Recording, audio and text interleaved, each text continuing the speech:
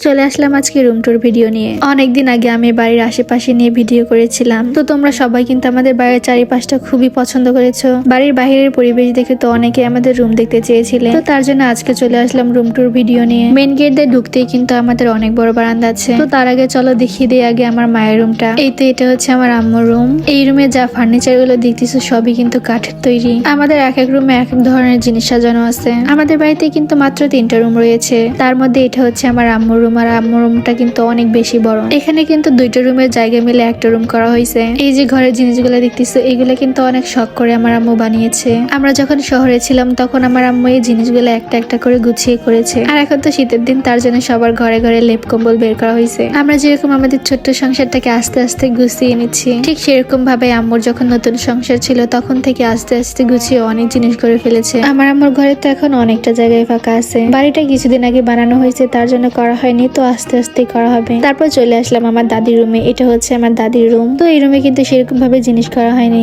একটা ঘরের ভিতরে 2টা বাক্স, একটা হচ্ছে আমার দাদির বাক্স আর একটা হচ্ছে আমার আম্মুর বাক্স। আর আমার মায়ের যত হাড়ি পাতিল আছে, মানে বড় থেকে ছোট সবকিছু কিন্তু উপর দিয়ে সাজানো আছে। আর এই যে টিভিটা দেখতেছে এটা কিন্তু নষ্ট হয়ে গেছে, মানে চলে না, কিন্তু তারপর রেখে দিয়েছে। তারপর চলে আসলাম আমার রুমে। এটা কিন্তু আমার রুম। যদিও তোমরা কয়েকদিন আগে একটা ভিডিওতে দেখেছো আমার রুম, কিন্তু যেহেতু আজকে সবগুলো রুম একসাথে দেখাচ্ছি হয়তো অনেকে দেখোনি, তার জন্য ভাবলাম যে আমার রুমটাও দেখিয়ে দিই। আমার রুমের ভিতরে কিন্তু এক্সট্রা একটা বাথরুম আছে। আমার ঘরের সবগুলো কিন্তু অটোবিরের জিনিস, মানে একটাও কাঠের না। আমার কাছে এই জিনিসগুলাই বেশি ভালো লাগে, দেখতেও সুন্দর লাগে আর ভালো লাগে, আর টিকসইটাও কিন্তু অনেক দিন হয়। রুম টুরের ভিডিওর পাশাপাশি তোমাদেরকে একটা প্রোডাক্টের রিভিউ শেয়ার করা যাক। এই যে ক্রিম গুলা দেখতেছো এগুলো কিন্তু আমি অনেকদিন আগে নিয়েছিলাম। আমি একসাথে 3টা প্রোডাক্টের কম্বো কিনেছিলাম, সানস্ক্রিন, নাইট ক্রিম আর বডি ক্রিম। এই কম্বো প্যাকটা কিন্তু খুবই ভালো ছিল। আমরা কিন্তু অনেকেই জানি যে অনলাইনের জিনিস কিন্তু ভালো হয় না, তো আমিও ঠিক সেরকমই ভাবছিলাম যে হয়তো ভালো হবে না, তারপরে ব্যবহার করেছি, কিন্তু ব্যবহারের পর এত ভালো ফলাফল পাইছি যা বলার মতো না। সত্যি বলতে এই প্রোডাক্টটা কিন্তু খুবই ভালো। আমার ত্বকের উজ্জ্বলতা কিন্তু আগের থেকে অনেক বেশি বেড়ে গেছে। আর হাত পায়ের কিন্তু কোনোই, তারপর নখের যে আঙ্গুলগুলো আছে এখান দিয়ে কিন্তু অনেক কালো ছিল। বডি ক্রিম দেওয়ার পরে কিন্তু এই কালো স্পট গুলো একদমই নাই। আর যেহেতু বাহিরে রান্না বান্না করতে হয় তার জন্য সানস্ক্রিনটাও নিয়েছিলাম, তো সব মিলিয়ে খুব ভালো রেজাল্ট পাইছি। যারা অনলাইনে ভালো প্রোডাক্ট খুঁজতেছো কিন্তু পাচ্ছ না, তারা জান্নাতিস গ্লোস এই পেজ থেকে এই প্রোডাক্ট গুলো অর্ডার করতে পারো। অন্যান্য জিনিস ব্যবহার করে যদি রেজাল্ট নাও পাও, কিন্তু এই প্রোডাক্টটা ব্যবহার করে খুবই ভালো রেজাল্ট পাবা। তো যাই হোক, তোমাদেরকে আমাদের বাড়ির 3টা রুমে দেখিয়ে ফেললাম। এখন চলো ডাইনিং রুম আর রান্নাঘরটা দেখানো যাক।